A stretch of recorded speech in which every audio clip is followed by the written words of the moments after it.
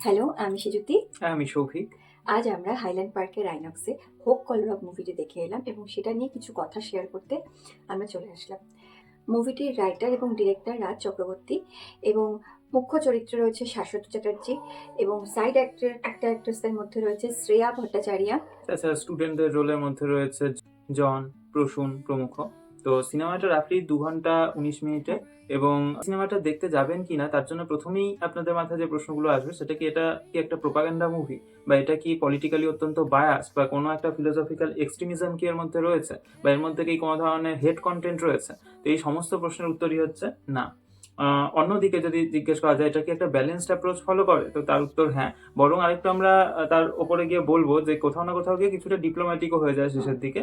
তো এবারে আমরা গল্পের মূল কনসেপ্টটা অল্প করে বলি। তো আপনার পরিচিত 1-2 বছর আগে যাদবপুর ইউনিভার্সিটির একটা ঘটনা, স্বপ্নদ্বীপের মৃত্যু, সেই ঘটনাকে কেন্দ্র করে এবং কল্পনার আশ্রয় নিয়ে একটা ফিকশনাল স্টোরি লেখা হয়েছে, যাতে সত্য ঘটনার কিছু রেশ রয়েছে কিন্তু অনেক জায়গায় অনেক পরিবর্তনও রয়েছে চিত্রনাট্যের প্রয়োজন। সেটা আমরা ধীরে ধীরে আসছি সে বিষয়ে।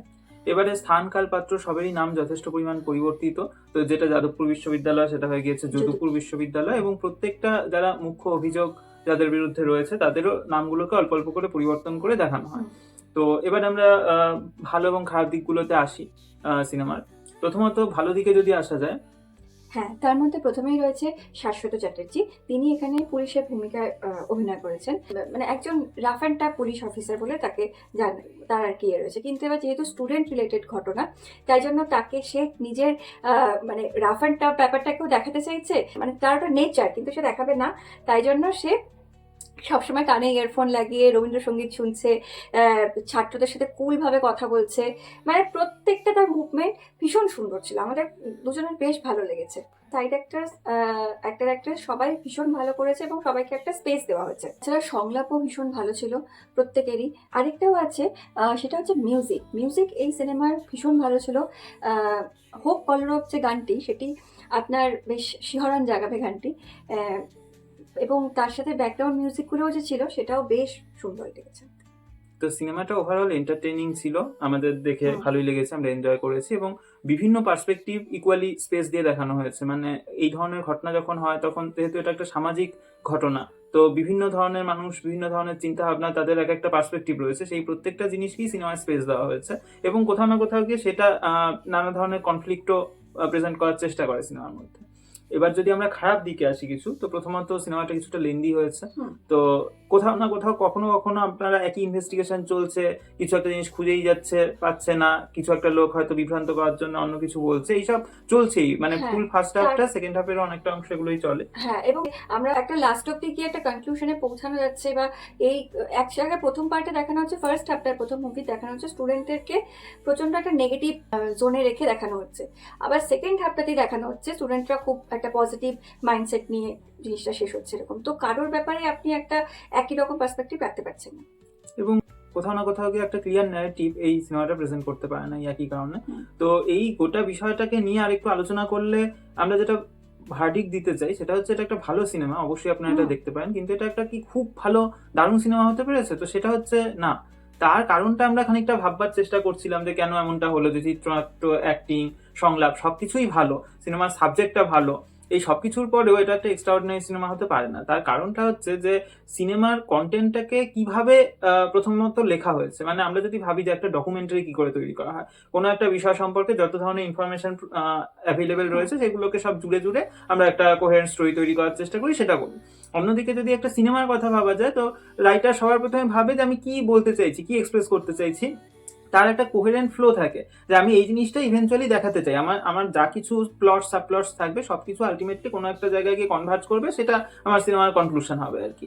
এবারে এই সিনেমার ক্ষেত্রে যেটা ঘটেছে সেটা হচ্ছে ইনিশিয়ালি ইনফরমেশনগুলোকে কালেক্ট করা হয়েছে ডকুমেন্টারি স্টাইলে। অর্থাৎ যেভাবে সেই সময় মিডিয়াতে যত ধরনের ইনফরমেশন রোজ রোজ লোকে আলোচনা করতো, সেই ব্যাপারগুলোকে কালেক্ট করা হয়েছে, এবং প্রত্যেকটা ইনফরমেশনের এগেনস্টে একটা করে সিন ডিজাইন করা হয়েছে। এবারে সেইগুলোকে জুড়ে জুড়ে মোটামুটি সিনেমার বেসিক একটা স্ট্রাকচার দাঁড়িয়ে গিয়েছে। এরপরে জাস্ট একটা কনক্লুশনে পৌঁছানোর জন্য শেষের দিকে কিছু কিছু জিনিস যেগুলো ইম্প্রোভাইজ করা, কেননা ওটা বাস্তবের সাথে পুরোপুরি তার মিল নেই, সেইগুলোকে সামহাউ কানেক্ট করে দিয়ে একটা গল্পের একটা কনক্লুশনে রিচ করেছে। এই জিনিসটা হওয়ার ফলে আমাদের যেটা মনে হয়েছে যে অনেক সময় কি হয় যে রান্নার মধ্যে প্রচুর ধরনের মশলা এটা ওটা দেওয়া হয়েছে, কিন্তু সেই সবকিছু মিলেমিশে যে একটা কোহেরেন্ট স্বাদ হবে সেই জিনিসটা হয়নি। সবকিছু রয়েছে, কিছু কিছু ক্ষেত্রে বিভিন্ন এলিমেন্টস গুলো কোএক্সিস্ট করে, কিন্তু তারা পুরোপুরি ভাবে হোমোজেনাসলি মেশে না। হ্যাঁ, এই জিনিসটা হওয়ার ফলে কোথাও না কোথাও গিয়ে এটা একটা এক্সট্রাঅর্ডিনারি সিনেমা হতে পারে না। কিন্তু আমরা তাও বলবো আপনারা দেখুন সিনেমাটি দেখার মতো। তারপরেও আরেকটা জিনিস, সেখানে পুলিশকে দেখানো হয়েছে, পুলিশের যে রোল সেখানে দেখানো হচ্ছে যে মানে ওয়েস্ট বেঙ্গলের পুলিশ হচ্ছে একদম ধোয়া তুলসী পাতা, তাদের কোনো প্রকার কোনো দোষ থাকে না কোনো কিছুতে, তারা ভীষণ সৎভাবে সব কাজ করে। কিন্তু এরকম আমরা হতে দেখি না বা হয় না, এটা আপনারাও জানেন। আর কোথাও না কোথাও গিয়ে কনক্লুশনটা একটু ওভার অপটিমিস্টিক ছিল, কোথাও সেটা বাস্তবের থেকে স্লাইটলি ডেভিয়েট করে দেয় আর কি।